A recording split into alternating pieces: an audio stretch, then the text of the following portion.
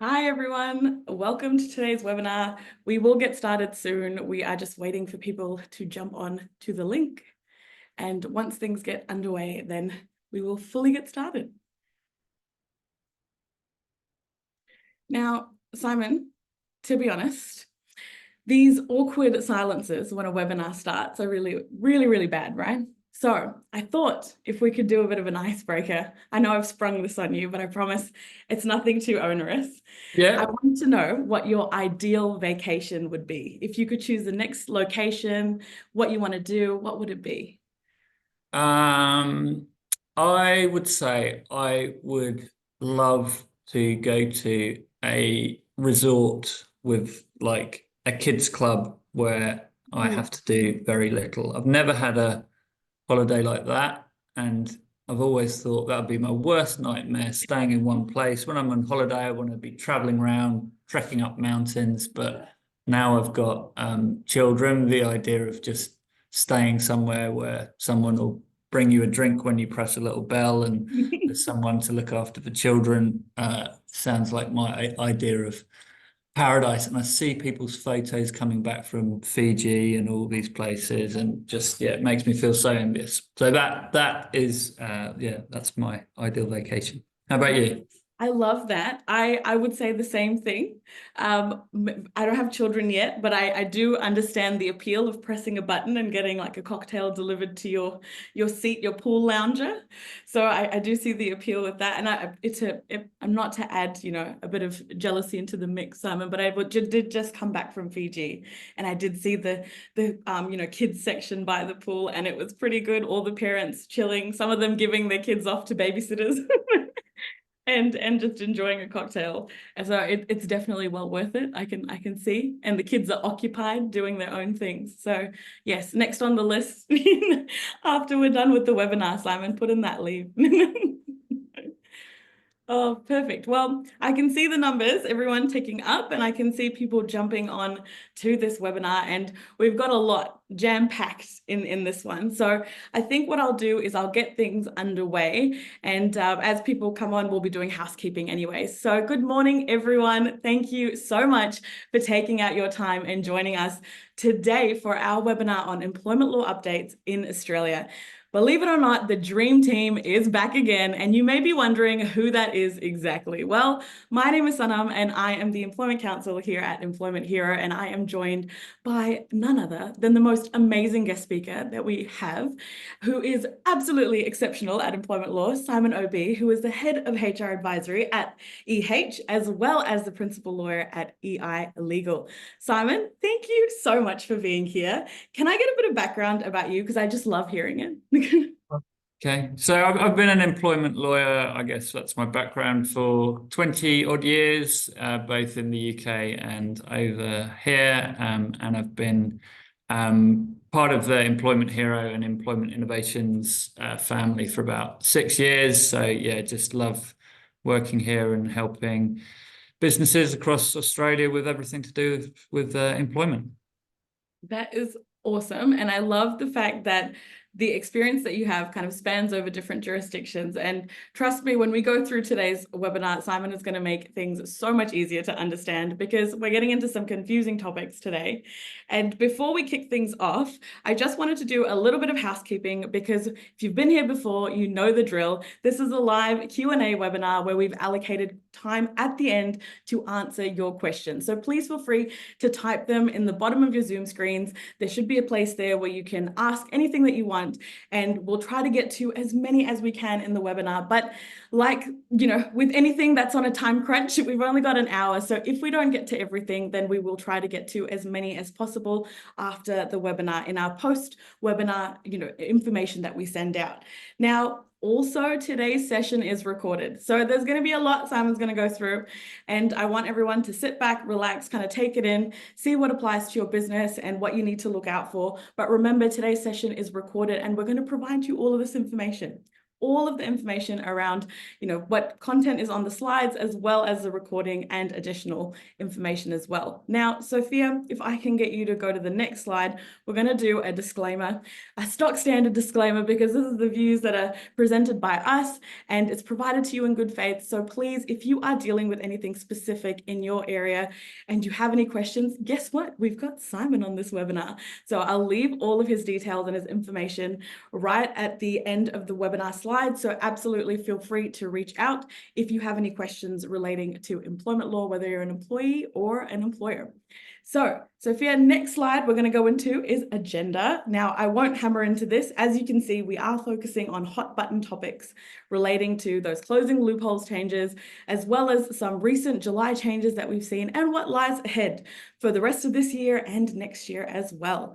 So, workplace delegates, Simon, is the first thing that we're going to talk about. And to be honest, when we did the webinar, I thought that we talked about this, it was done and dusted, and we were all over it. But now I'm seeing that there might be new changes. So is there anything that I need to be aware of, Simon? Yeah, thanks, Sanam. So yeah, it is a bit confusing because this was a right that was introduced back in December, but as of 1st of July 2024, there's been some new developments, I suppose. So I'll kind of unpack that for everyone. So this was one of the changes introduced through the closing loophole legislation, and this introduced the concept of workplace delegates and rights for workplace delegates from the 23rd of December 2023. So a workplace delegate is an employee of your organization who is a member of a trade union, and that union has appointed that person to be their representative on the ground in your workplace. So it is not this, and once they have that appointment, they have certain rights. So we're not here talking about union officials, people employed by the union who come into your workplace and and do various things as union officials. We're talking about your own employees who happen to be probably a pretty active member of the union and have been appointed by the union to be a workplace delegate. Now, if they are appointed by the union to be a workplace delegate, they get various rights under the legislation. In particular, they have a right to represent other employees in the business in workplace matters. So think disputes, disciplinary processes, that kind of stuff. And unless their employer has less than 15 employees, they have a right to reasonable paid leave for union training. So a right to take time off work, to be trained up by the union to know what it is to be a workplace delegate, and the employer has to pay them for that. Now, when these provisions first came in December, there was very little information in the legislation about how much paid leave is reasonable, what the workplace delegates can represent their colleagues in, etc. And we did a webinar about this, back at that time, and a lot of questions about this which we couldn't answer. So what has happened from the 1st of July is all modern awards have been amended to include a clause about workplace delegates' rights, which puts some flesh on the bones, I suppose, about exactly how workplace delegates operate. So this applies to workplace delegates who are covered by a modern award. So if we can go on to the next slide. We do have a fact sheet on workplace delegates that we'll share after the webinar, which goes into a lot more detail about this, but just to kind of give a kind of really quick snapshot of what awards now provide from the 1st of July. They say where a workplace delegate has been appointed, they must provide written evidence to their employer, written notice, I should say, to their employer, and the employer can request evidence of their appointment if they want. So that could be a letter from the union, etc. The awards set out the matters that workplace delegates can represent other employees in relation to, and it's a pretty broad list. It covers things like disputes, disciplinary processes, major change in the workforce, that kind of stuff. It details how they must be allowed to communicate with their colleagues, and that can be before work, it can be after work, it can be during work. It also sets out the facilities that an employer must provide to workplace delegates where reasonable. So that includes things like a meeting room, access to email facilities to communicate with their colleagues, that kind of stuff. This is phrased in terms of the reasonableness requirement. So if you're a completely remote workforce, you're not going to be expected to, rent a premises to provide a meeting room. And then the last thing, which is probably the most important, is it sets out what reasonable paid training leave means. And it says that a workplace delegate must be given 5 days of paid leave in their first year as a workplace delegate for training by the union, and 1 day in subsequent years after that. But remember, that is only for non-small businesses, businesses with 15 or more employees. Smaller businesses don't have to provide the paid time off. And then there's also rules about the numbers of workplace delegates allowed, which is basically 1 per 50 eligible employees. So much more detail in the fact sheet, as I say. I think one thing that you might be thinking is, well, this applies to award-covered workplace delegates. What about workplace delegates who aren't covered by an award? So I think, practically speaking, union membership is going to be strongest in award-covered businesses and award-covered positions. So I think you're probably unlikely to have a workplace delegate who isn't under an award. But if you don't, then I'm afraid the legislation is a little bit woolly about how much paid training leave is reasonable. A good rule of thumb, I think, would be to follow the award provisions, even if you are not award covered. So some top tips for complying with this. The question we always get is, do I have to have a workplace delegate in place in my workplace? Absolutely not. If you don't have union members, or you don't have active union members, it's unlikely that the union is going to elect someone to be their representative there. However, if you do get notice that someone has been appointed, think about having a policy in place to deal with the expectations. What is the expectations that you're going to put on the workplace delegate? Where are they going to be allowed to meet with their colleagues? What's that going to look like? What facilities are you going to provide with them? And also, I think it's a good idea to remind other employees in the business about the workplace delegate and their role, in particular, that they don't need to be represented by the workplace delegate unless they want to be. So if I've got it right, Simon, it's all about making sure that you've kind of understood the changes that are happening. Now we have very specific parameters around this, and we've got a lot more clarity.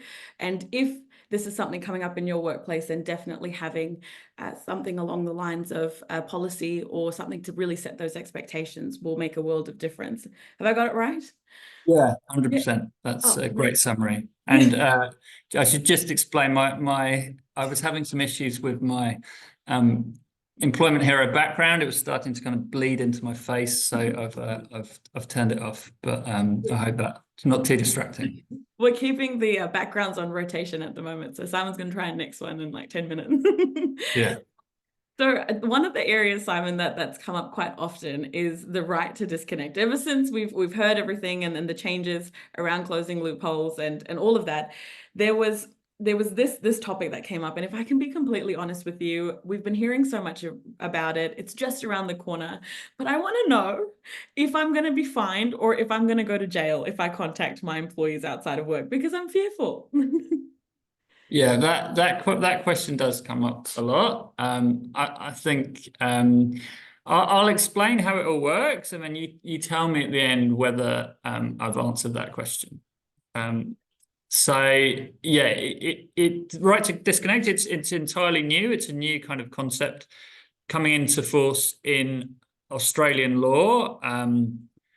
that will commence on the 26th of August for businesses with 15 or more employees. For smaller businesses, not until the 26th of August 2025, so a bit longer to prepare.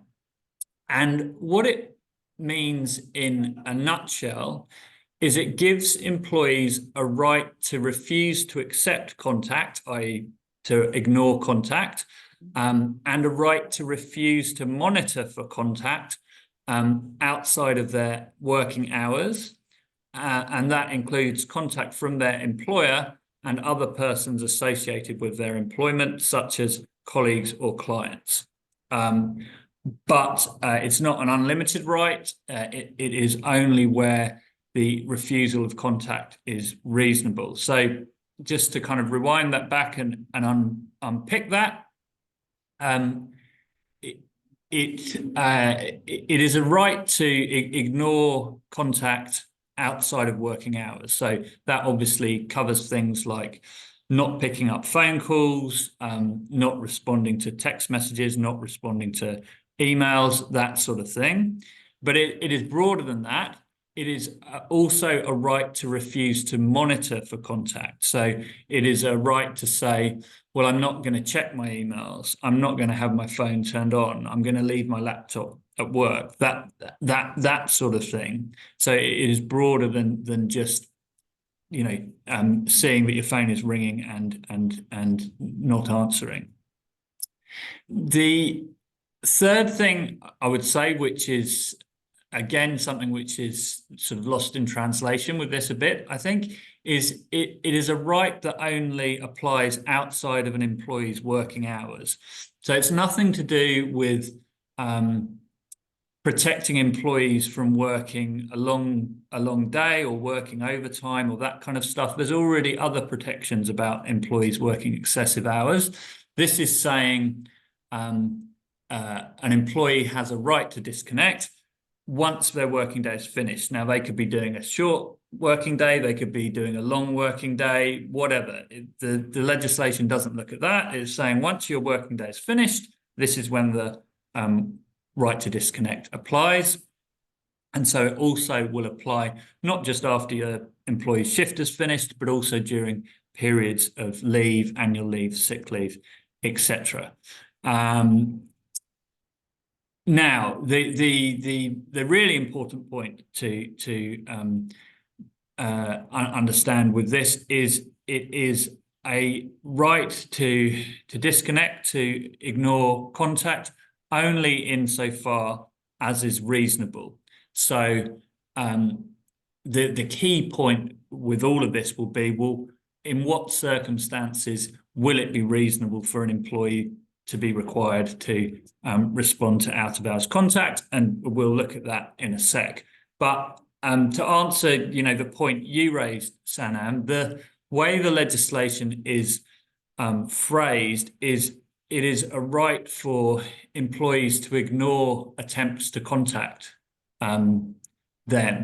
There's nothing in the legislation which creates an offence by an employer trying to contact their employee out of hours.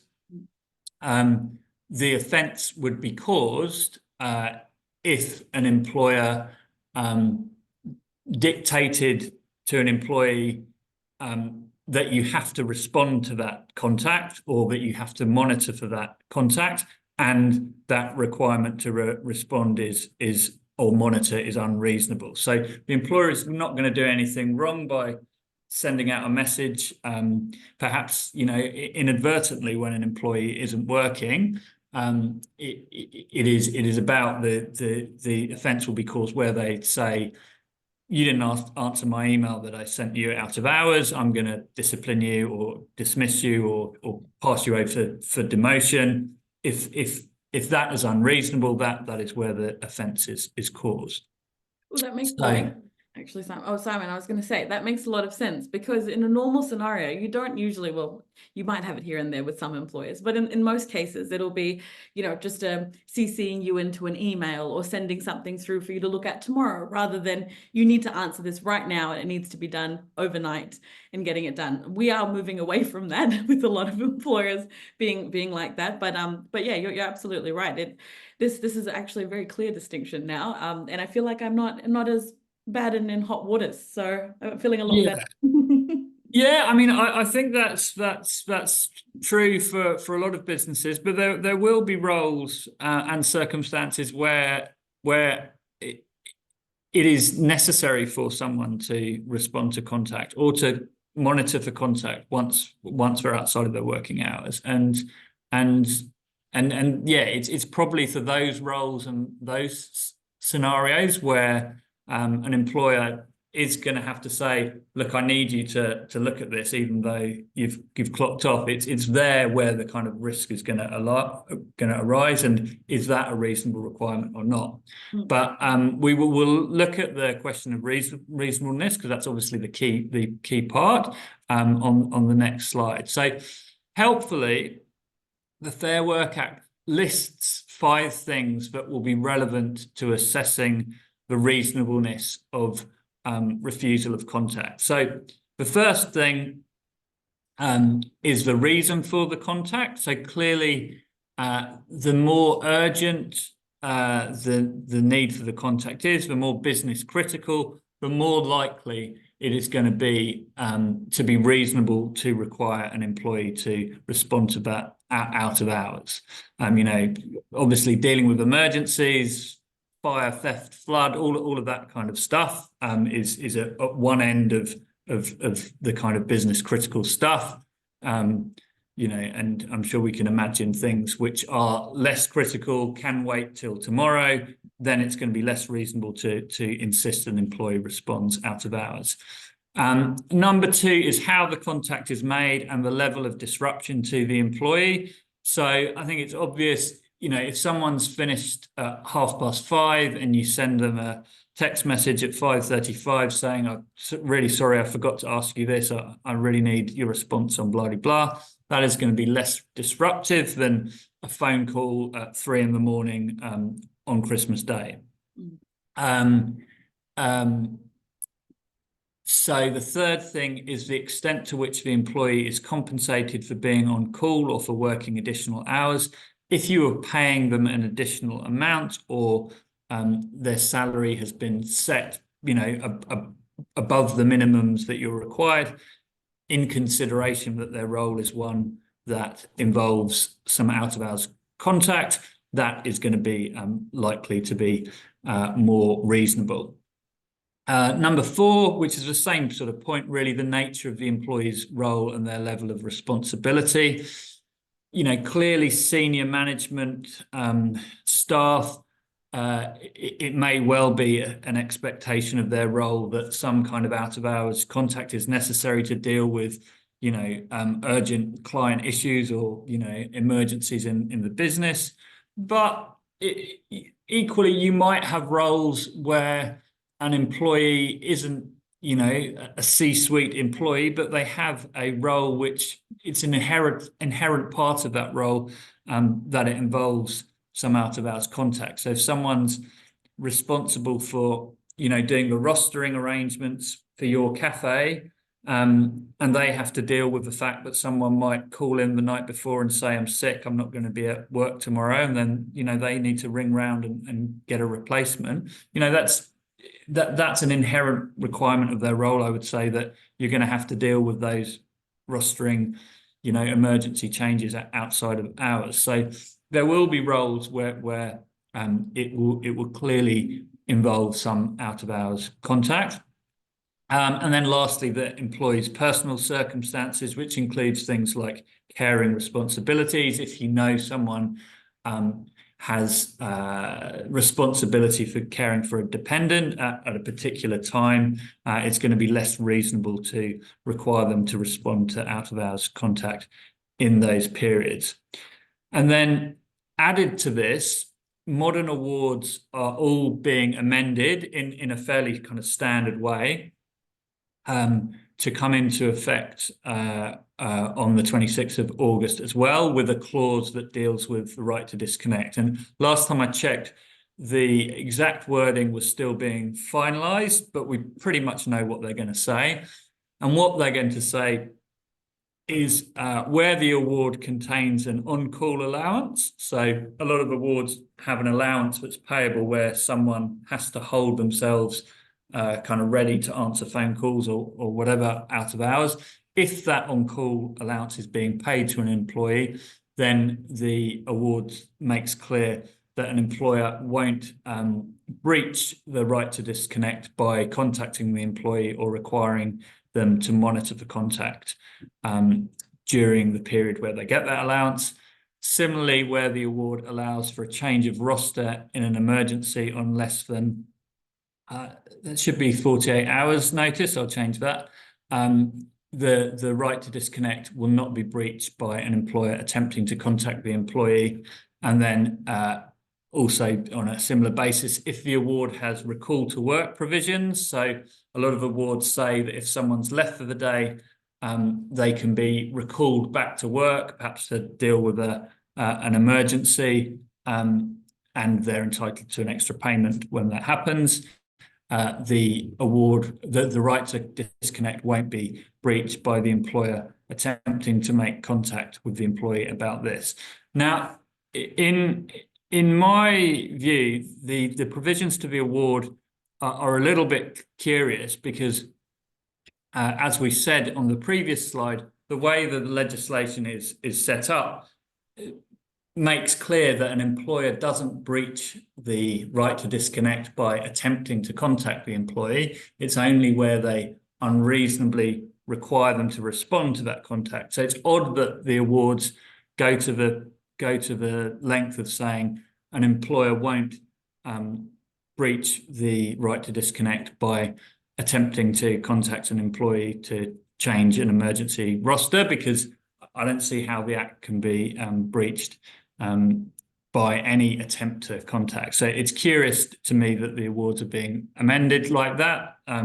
But there you go. There are, as we all know, some pretty quirky provisions in awards generally. But the Fair Work Commission, I think, rather than the Ombudsman, is also required to publish some guidance about the right to disconnect, which they haven't done so yet, but that should be coming quite soon. And no doubt they'll spell out some of this stuff a bit further too. So if we move on to the next slide, just finishing off on the right to disconnect, there are provisions in the Fair Work Act which deal with if there's a dispute. So a dispute between the employer and the employee about whether out-of-hours contact is reasonable or not. The Act says that the employer and the employee must first try and resolve that dispute at a workplace level, through discussions and consultation. But if that isn't successful, either party can apply to the Fair Work Commission to resolve the dispute. And the Fair Work Commission has powers to make various kinds of orders, including an order that the employer stop contacting the employee, or that the employee must respond to certain types of out-of-hours contact. I think that's the end of right to disconnect. No, it's not. Of course. But wait, there's more. But wait, there's more. Top tips for compliance. Of course, this is the good bit. So I think,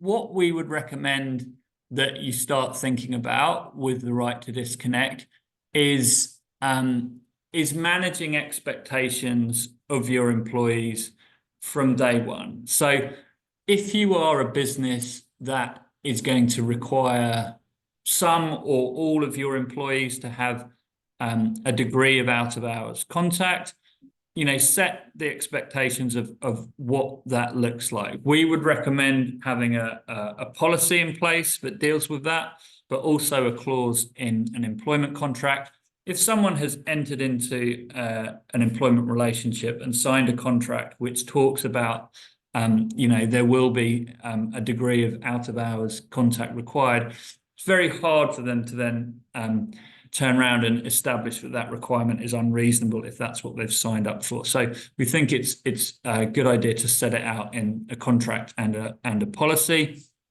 and make it clear, what that looks like. Are employees not required to monitor emails outside of work, but if there's an emergency, your policy is you're going to send them a text message and say, I need you to check this email, or you're going to call them on their mobile if there's an emergency. And if an employee gets a call or a missed call, you're going to require them to call you back. Think about how you want it to work in practice and set that out in a policy.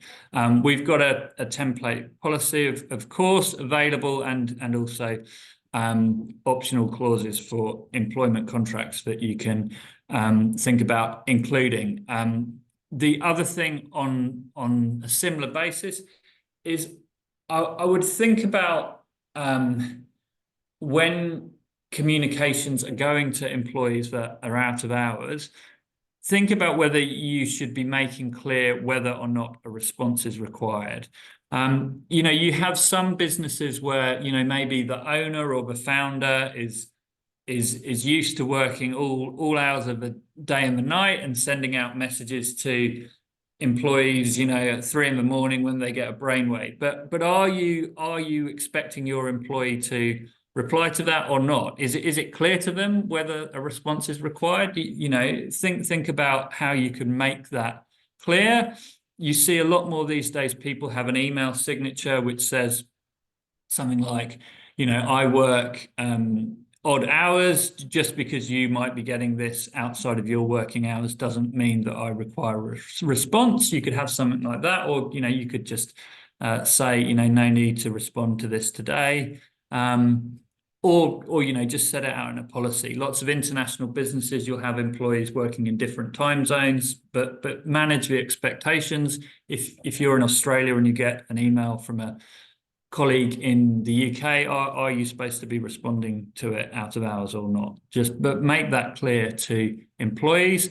A lot of tech that businesses use these days has options to delay sending things out. You type a Slack message or an email message because it's fresh in your mind. There are an option in most of these systems now where you can say, send this out at 9 a.m. tomorrow morning rather than, midnight tonight. So have a look at all of that.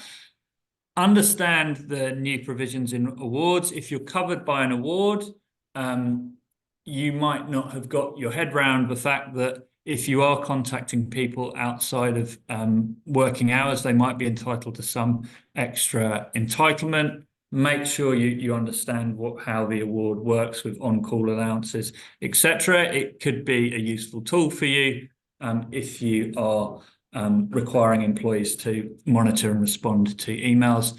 And then the last thing I would say is think about linking the remuneration that you pay to employees with a requirement to respond to out-of-hours contact. If you've got high paid executives or any employees paid above the minimum amount, is part of that higher rate of pay to compensate them for the fact that sometimes you're going to need them to respond to contact out of hours. If so, set that out very clearly in the contract, and we can help with that. Oh, this is brilliant, Simon. I think we've had some interesting, questions and things come through. One of the ones I saw, I had a little peek, was around, I guess that means that if we're messaging our team to say, hey, you guys coming out for drinks, then it's not that bad. Then that's not, an unreasonable request. And also I was thinking, what if I wanted to send cat pictures to my team? Is that okay? And I just say, don't respond. Cat pictures are okay. A message which says, please let me know in the next 30 minutes which is your favourite cat, or you'll be subject to disciplinary action, sent at 4 a.m. probably isn't okay. That's perfect. Well, there you go. No, we joke, it's all in jest, but I think, Simon, you've set out the parameters really, really well in terms of what we need in terms of that compliance. And like Simon said as well, we've got or his team has got the policies and the clauses that they can build into the contracts that you have. Especially, I didn't even think about this, Simon, for the people that are on higher pay, they would obviously be contacted. Like the founders of companies, the CEOs, the CFOs. So yes, they have a whole other kettle of fish that you're dealing with in terms of contacting outside of hours. So definitely reach out to Simon if you have any questions. Now, before we get into the casual side of things, I just wanted to say we are not a two-man band here. We actually do have Sophia in the background manning the slides, who is our events marketing manager, and the lovely Annie that is answering your questions. I can see live. She is powering through them, and we are getting them coming in. So hopefully, you guys are getting your questions answered, but if not, don't worry, we will try to get to as many after the webinar. Now, Simon, I know this is something that's been coming up a lot. Casuals have been this hot button topic. Everyone's talking about it. Can you give me a breakdown of what a casual employee is? Because I'm thinking that it's different from somebody that's full-time, permanent, and maybe I'm getting it a bit wrong. So could I get a bit of understanding around that? Well, yeah, you can, and from the 26th of August, there will be a slightly different answer to that question than if we were giving it now. But the essence of who a casual employee is someone who is engaged when there isn't an advanced commitment to continuing and indefinite work. So, what does that mean? I'll unpick that over the next few minutes, but we currently have a definition of casual employment in the Fair Work Act, which was introduced in 2021, I'm going to say, and there's going to be a new definition as of the 26th of August of this year. And the importance of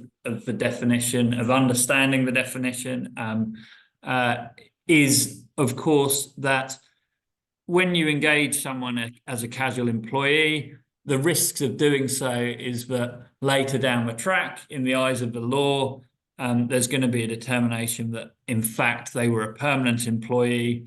And then there can be all kinds of problems caused by that. Not only can you be fined for misclassifying someone, but there can be an obligation to pay backdated entitlements which you haven't been providing them, presumably, such as paid annual leave, paid sick leave, public holiday absence, all that kind of stuff. So that's the importance of getting it right and understanding how the definition works. So the definition is the new definition is going to be similar to what we have in a number of respects. So it still will talk about a true casual, there being an absence of a firm advanced commitment to continuing and indefinite work. And the legislation will set out 4 factors which go to determining whether there is an absence of this commitment. And these 4 things are listed on the screen, and they should all be hopefully kind of familiar concepts for those of us who have looked at how casual employment works in the past. So the first thing is if there is an ability for an employer to elect whether or not to offer work or not, and if there is an ability for an employee to accept or reject a shift, that is a big tick in establishing they're a genuine casual. Secondly, if there is uncertainty about the availability of continuing work in the future, that is another factor which supports the view that they're a genuine casual. Thirdly, whether or not there are full-time and part-time employees performing the same kind of work in your business that the casual is doing. If there are, that is a factor that tends to not support the fact that this person is a casual. And then lastly, the kind of the one that we probably think about the most, whether the casual employee is performing a regular pattern of work. If they are performing regular hours, regular shifts, that is a factor which suggests that this might not be a genuine casual relationship. So all of those things are considered, in the round, and no one factor is more important than the other. It's all on a kind of case-by-case basis. But all of what I've said so far isn't really changing. That is the situation that we have at the moment. The big thing that is changing is that when the assessment is being made of whether someone is a true casual or not, going forward, the legislation says, rather than just looking at their employment contract and what the employment contract says about these 4 factors, we need to look at the real substance, practical reality, and true nature of the employment relationship. In other words, you might have a beautifully drafted casual employment contract which sets out very clearly that the employee can elect to accept or reject shifts, and it might say very clearly that they're not going to be working a regular pattern of shifts. But if your mutual understanding with the employee is something different, perhaps through conversations you've had in the recruitment process, and it's been made clear to them, well, this is only really going to work if when I ask you to do a shift, you do accept it. And, I really do need someone that works, Monday to Wednesday in a fixed pattern to, for this to work. If your understanding is something different to what's in the contract is not going to save you. So it is shifting the position away from just looking at the contract, which was what was introduced in 2021. We're going back to the position that was before then, which is you're looking at the whole relationship, the whole way that the parties conduct themselves, to assess whether someone is a true casual or not. The contract is a very important part of that, but it is not the be all and end all of determining whether someone is a true casual or not. Oh, so Simon, this is looking a little bit like the New Zealand system, where it's all about the true nature of the relationship, looking past what's written in the contract. I always used to say when I worked in advisory that if you've got someone working, like you said, Monday to Wednesday, and you don't need to call them in and all of a sudden they show up on the Monday, Tuesday or Wednesday, then you've definitely started looking at a permanent employee when they've started working a pattern coming in without you really preempting it in any way. So definitely be careful of that. It can creep up very easily. But Simon, we're going to talk about something that has been buzzing. It's casual conversion. It's been buzzing around our customer, support teams, our customer success teams. And I want to know what these actual changes are, because everyone's a bit confused. Yeah, sure. So I'll go through that next. I mean, casual conversion is another, probably the bigger thing I would say that's changing for casual employment. So just a recap of how it works currently. On the 12th anniversary, so the first anniversary of a casual employee being employed, if they have been working in a regular pattern of hours for at least the last 6 months, then an employer of a non-small business, so 15 or more employees, has this proactive obligation to offer them conversion to permanent employment. Or if they're not going to offer them conversion, they have to inform them of in writing that they're not doing that, and the reasons for not making that offer. And the employer can only refuse to make that offer if there are reasonable business grounds for doing so. For small businesses, less than 15 employees, there is no obligation to proactively go out and offer conversion. Rather, where an employee has had 12 months service, at least the last 6 working regular hours, the employee has a right to request conversion, and the employer can only refuse that on reasonable business grounds. So that is how it works currently. Things are changing quite significantly about how things are going to work from 26th of August going forward. So how things are going to work in the future is this. Employees in a non-small business can elect to convert after 6 months employment if they consider they no longer meet the definition of casual employment that we have looked at. For small businesses, it works exactly the same, except the time frame that an employee has to be employed is 12 months. Now, if the employee doesn't exercise that right to elect to convert, then they remain as a casual employee indefinitely. And they can exercise that election to convert at a later date, but if they never do that, then they will just remain on as a casual forevermore. Now, the request can only be refused if the employer believes that, well, there's two ways that the request to be refused can be.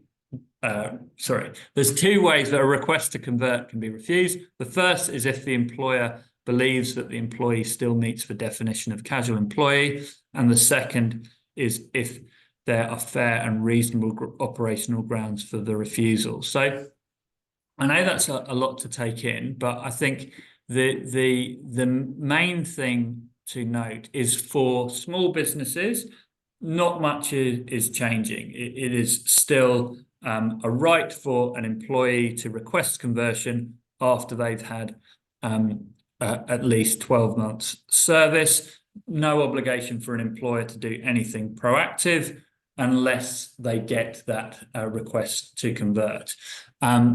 What is changing for non-small businesses, so 15 or more employees, the date that an employee can request conversion is being brought forward to 6 months. But again, there's no obligation on an employer to do anything proactive.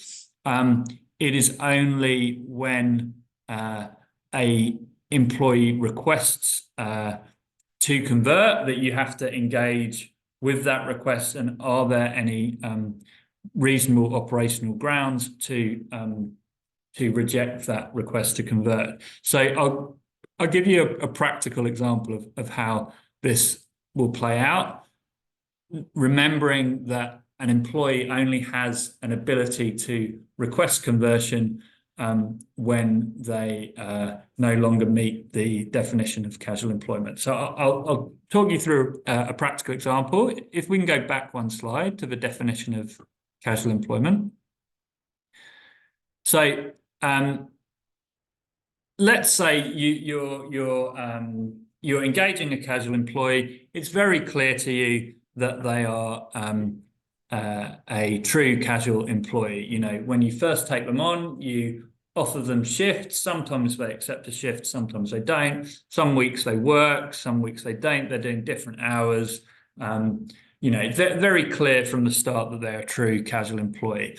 But over time, you know, they sort of get ingrained in the business. They become a kind of key member of staff.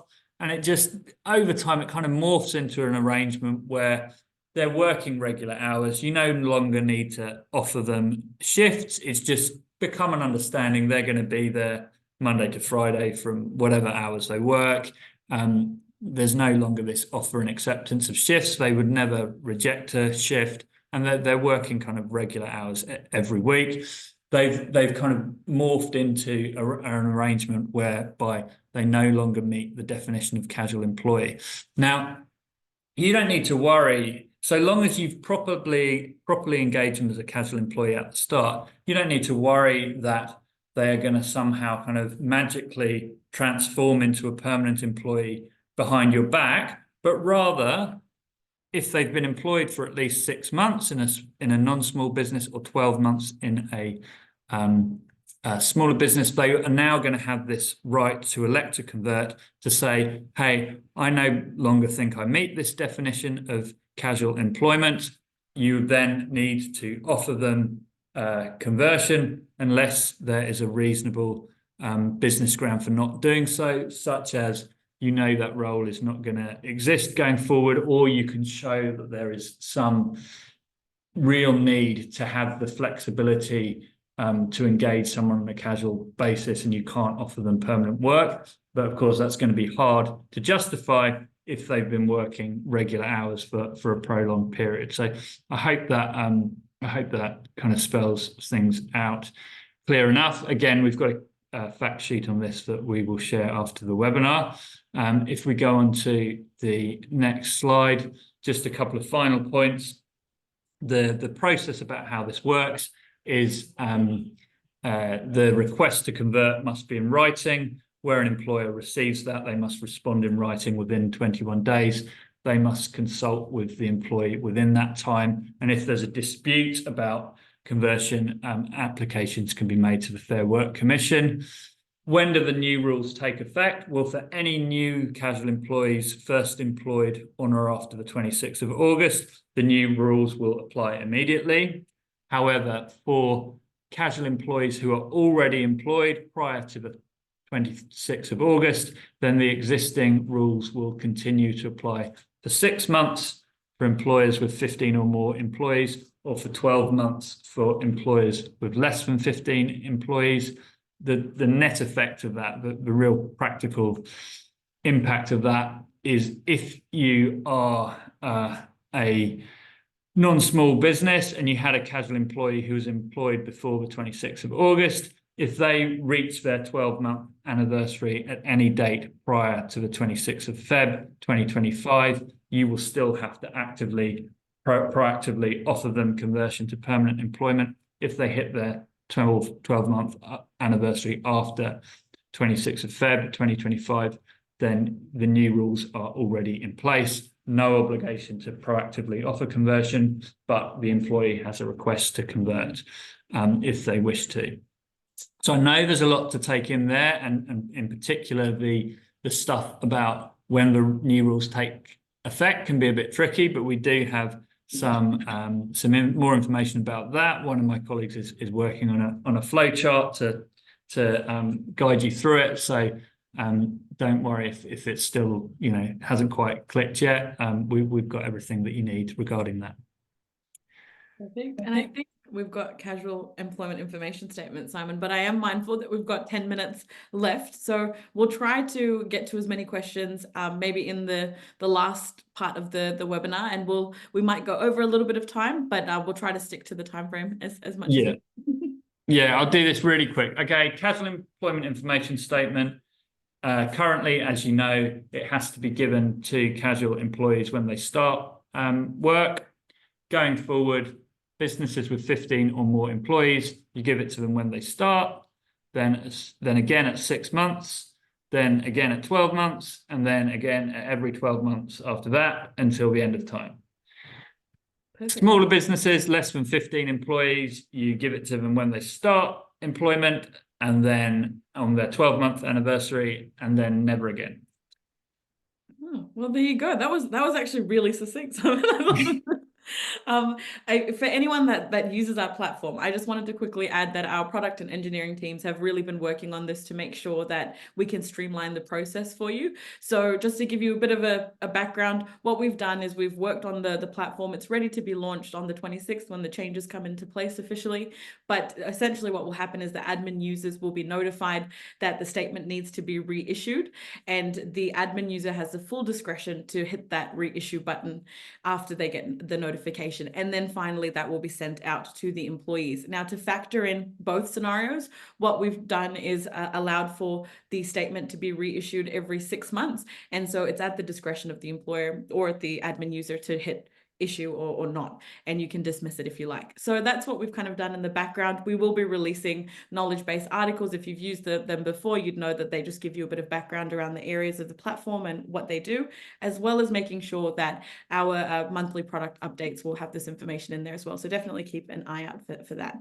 So we'll keep things kind of going, because we're definitely going to be talking about independent contractors. And Simon, there's been a major change with this one. Could you let us know what's going on? How do employers stay compliant?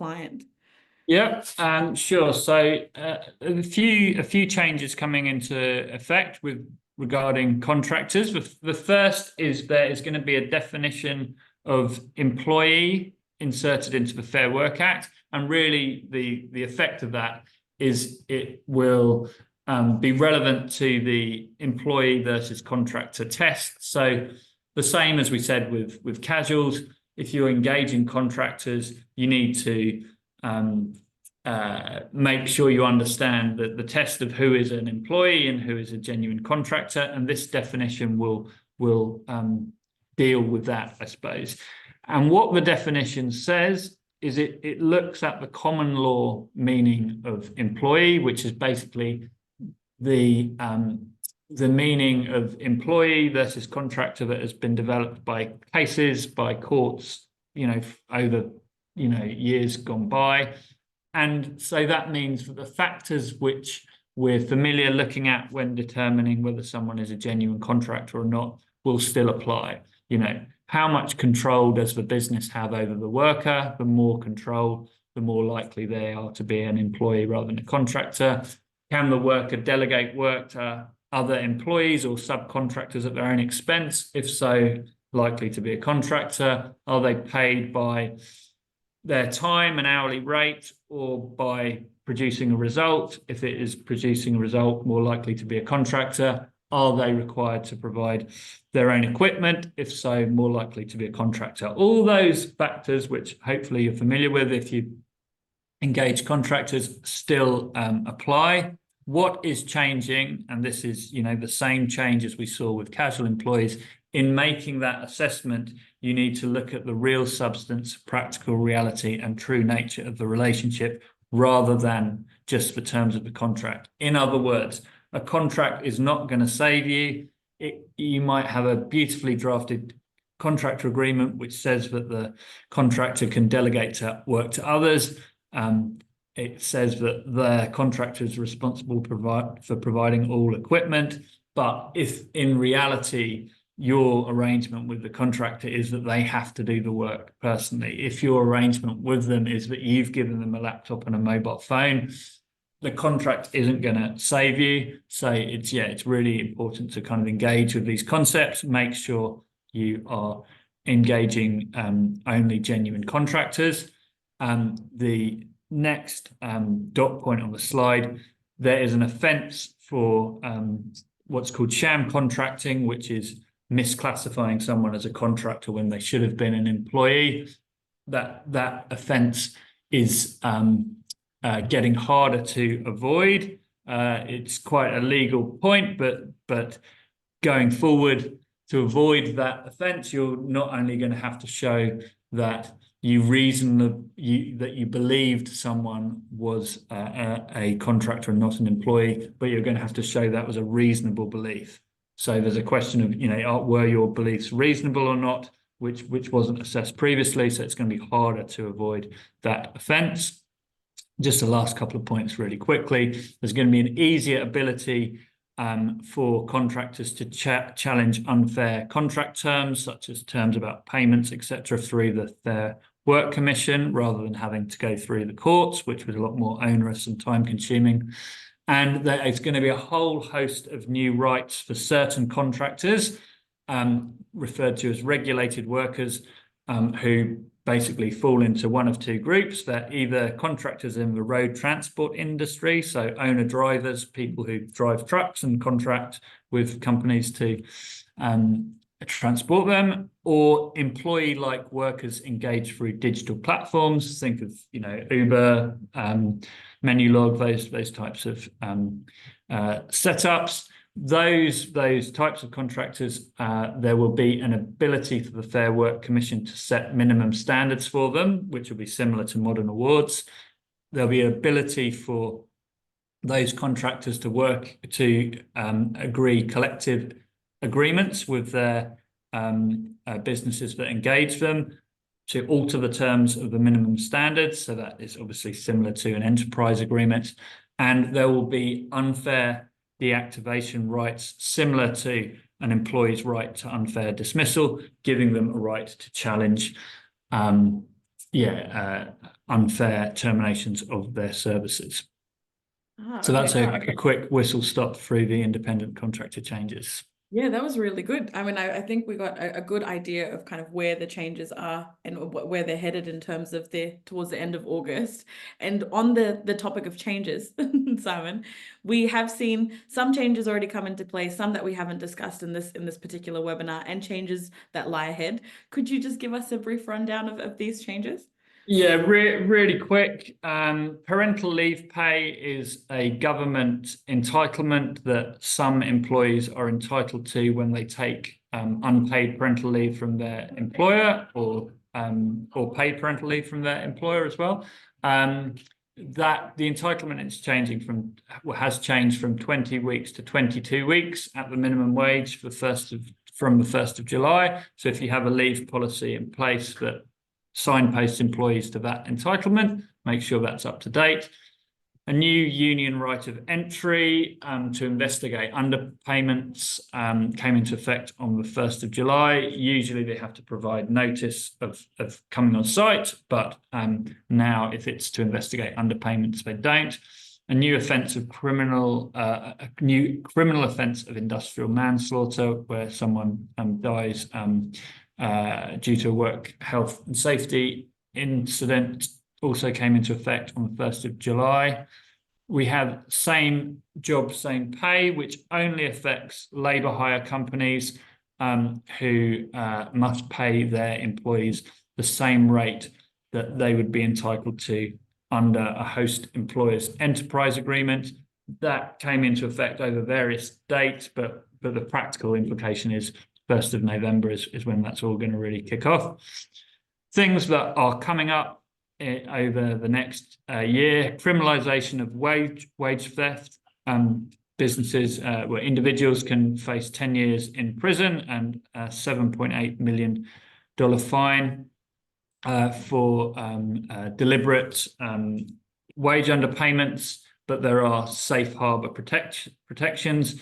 This is going to come into effect on the later of the 1st of January 2025, or when the Minister publishes a voluntary small business wage compliance code. The safe harbour stuff, I should say, is where you deliberately report underpayments and issues. There'll be protections from prosecution. And then lastly, which is going to be a really big impact, I think, is the Fair Work Commission is going through a major award review. They're looking at award coverage in the arts and culture sector. A lot of people in that sector aren't currently award covered. They might well be going forward. They're looking at job security, which could mean making it harder to engage casual employees under awards or on a fixed term basis. Work and care, so people with caring responsibilities, how well are they looked after under the current modern award system? And this is great news. They are looking at making awards easier to use, but they're only looking at the 7 most used awards. So if you're under some kind of quirky little one, you're not in the cool kids gang, but hospo, restaurants, clerks, shads, and some others are all in there. Oh, I thought I celebrated too soon, Simon. I got Yeah. excited. But yes, making awards easier will always be a nice thing to have. Now, Simon, if I can wrap it up and get into the Q&A, the questions are coming through. I know you don't want me to throw any spanners, but I wanted to put a couple out there that I think should be relatively straightforward, but we've got a lot of questions around these 2 particular areas. Okay. The first one is around casual conversion, and the Yep. second one is around that as well. A lot of questions came up about what if the employee just does not want to convert and they just want to stay where they are. Yeah. Well, under the new rules, I mean, this is one of the kind of positive things about the new rules. If they don't do anything, if they don't elect to convert, then they will stay a casual employee until they do exercise that election. So they have that right to elect to convert after 6 months, non-small businesses 12 months, small businesses, and they maintain that right. So it's not like if you don't do it on your 12-month anniversary, you can't do it on the next month or whatever. Once you've reached that length of employment, you maintain that right to a request conversion. But if you never do that, if you never exercise that right, then you will remain a casual employee for forever, and unless the law changes. So it's useful for employers because it gets round this risk of engaging someone as a casual, and then, as I said, over time they kind of morph into a permanent employee. They can't do that under the new legislation unless they've morphed and then they say, so I want to convert. If their working pattern and relationship has changed, but they don't put up their hands to convert, they remain a casual employee forever. Now, that is not to say that you can just be cavalier about how you bring on casual employees and think, these group that I'm bringing on, I know they're never going to ask to convert. And so I'm not really going to think too much about the terms in which I'm offering them employment, because you still have to get it right at the start. If you haven't genuinely engaged them as a casual at the start, then they've never been a casual employee. And so the right to elect to convert doesn't come up. But so long as you have genuinely engaged them as a casual at the start, ticked all those boxes about giving them an ability to elect to decline shift if they want, making sure they're not required to work regular hours, all of that kind of stuff. If you've done that at the start, you've thought about it, you've engaged them properly, you don't need to worry about what happens down the track unless they put up their hand. I say put up their hand, put it in writing to convert. Perfect. And I guess you answered the second question that I had, which was around, if there is a pattern happening and something's going on and we want them to go into this part-time role, they don't want to do that, then what happens? So that's great. We've covered that off. But one of the things that's come up as well is for these casual employees, do you need to notify them about this August 26th change, or is it more so that you're notifying them when you give them that statement anyways? Well, yeah, I mean, the casual employment information statement, I'm not sure if they have published what it's going to look like from the 26th of August. I think they probably haven't, but I would imagine that, it's chapter and verse in there about a casual conversion right. So that is the point of the casual employment information statement. And remember, under the new rules, you've got to provide it, on various anniversary dates. So they're going to get their information that way. So, but there's no separate obligation to notify the employees of their rights other than through the casual employment information statement in terms of under the new rules. Perfect. Simon, this has been absolutely invaluable. We've gone through a lot of things. I know that we have lots of questions that are sitting there, and we will, like I said, try to get through as many as we can after this webinar. A lot of them will probably come up in the recording itself, so definitely give it another listen if you haven't been, writing anything down or you had to log off. But in terms of the webinar and everything today, thank you everyone for joining us today. It has been a smashing webinar. We've absolutely loved being a part of this, and I know that this is very timely for the changes coming out. So a survey will pop up automatically after this webinar ends, and we would love for you to participate in there. It gives us a chance to understand what we can do better, what we have done great. If you want me axed out of the webinars, then Sophia will make it happen, don't worry. And we'll also do a post-event survey as well, which will have a poll which talks about all these changes, so we can gauge from you as well how ready you are and how prepared you are for these changes. Like I said, all of this will be provided to you. We'll have all of the additional resources along with the webinar recording and as well as the fact sheets and everything that Simon mentioned as well. Sophia, for being in the background, thank you so much. And Annie as well. It has been amazing seeing you guys power through questions and getting everything done. And lastly, Simon's information is on the screen there. So please reach out, connect with him on LinkedIn, with me as well, if you like. But Simon is the go-to if you are dealing with anything employer-employee related. So thank you so much, Simon. I really appreciate you joining and giving us this wealth of knowledge. Problem. Thanks, Sanam. Thanks, everyone. See you soon.